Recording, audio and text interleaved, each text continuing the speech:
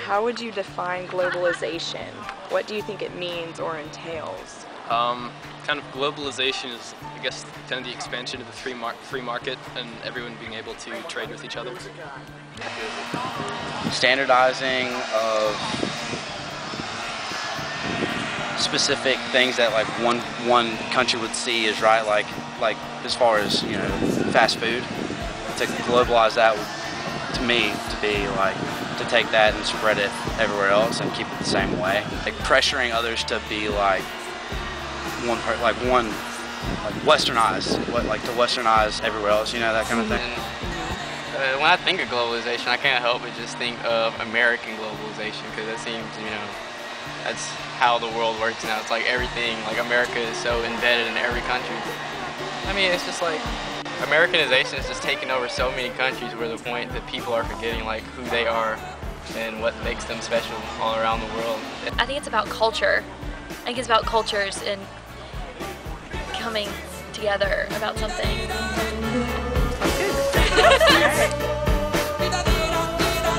Under pressure.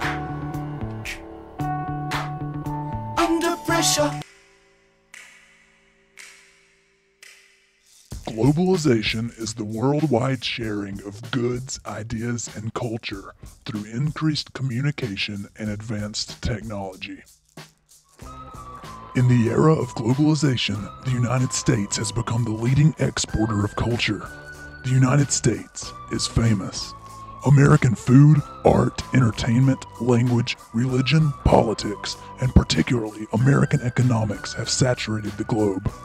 American capitalism has become such a vehicle for globalization, it is often considered a defining aspect of globalization itself. American capitalism manifests itself in thousands of familiar forms and brands. American businesses have become international enterprises, owned and operated by individuals all around the world. Nowhere is the exportation of American business and culture more apparent than in the fast food industry. And the leader of all fast food, the most widely recognized restaurant chain on the planet, is McDonald's. Who's that? I don't know. You don't know? I don't know. George W. Bush? No, that's a good guess, though. Who's that? McDonald. Ronald McDonald. Who is it? McDonald. What does he do? He was helping people at the cash register. He works at McDonald's. I love the pancakes and sausage.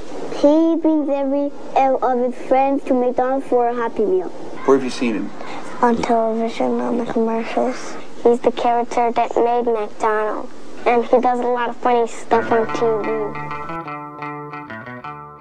McDonald's is the icon of globalization. Many American children are able to recognize Ronald McDonald before they recognize Jesus. Around the world, McDonald's has become a household name and part of an average diet.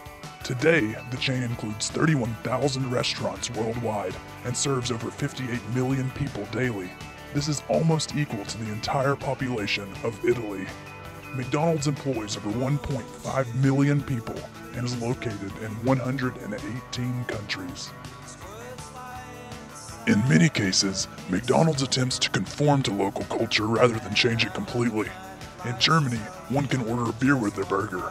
In Japan, a teriyaki burger with wasabi dipping sauce is offered. A chicken mac is offered in Hindu regions, and a McLobster roll is available in Canada.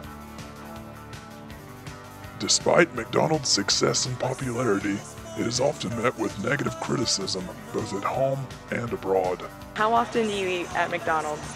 Never. Never, I hate it. Not very often. Maybe once a week, maybe. Probably only every couple of weeks. How healthy would you rate McDonald's on a scale of 1 to 10? 1 being very unhealthy and 10 being very healthy. 1. If you're trying to gain weight, then I would say McDonald's is healthy. Depending on what you get, but I'd say maybe a 2 or 3. What do you think of when you see a McDonald's or hear the name? A lot of sun cakes. Yeah. That terrible clown. He comes to my mind, and it's so awkward.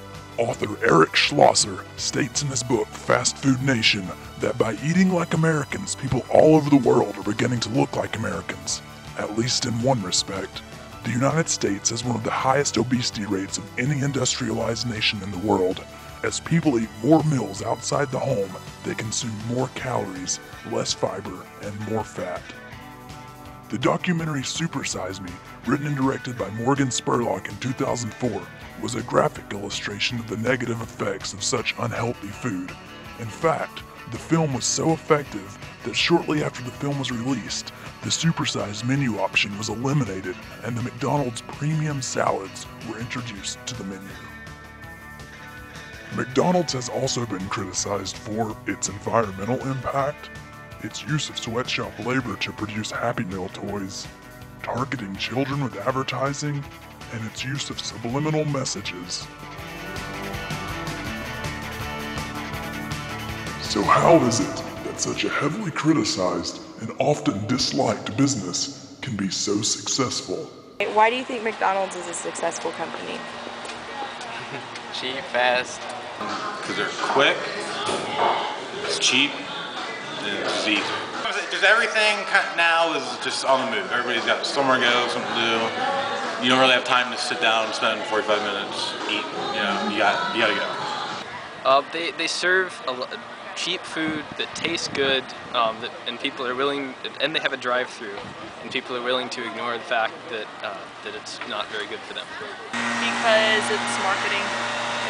You'll see billboards anywhere. It's on TV, stuff like that. People see it and they're wanting it. So. A conflicting emotional dichotomy exists towards McDonald's.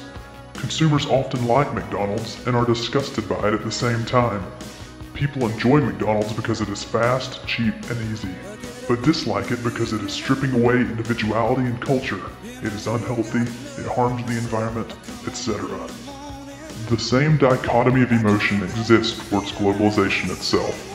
People dislike the impersonal nature of mass-produced goods, the homogenization of culture, the destruction of tradition, and the self-interest that drives free market capitalism.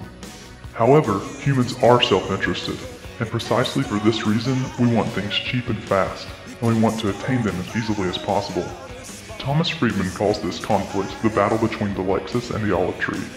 It is a matter of short-term pleasure versus long-term cost, and in a global society driven by self-interest, the long-term cost is being ignored.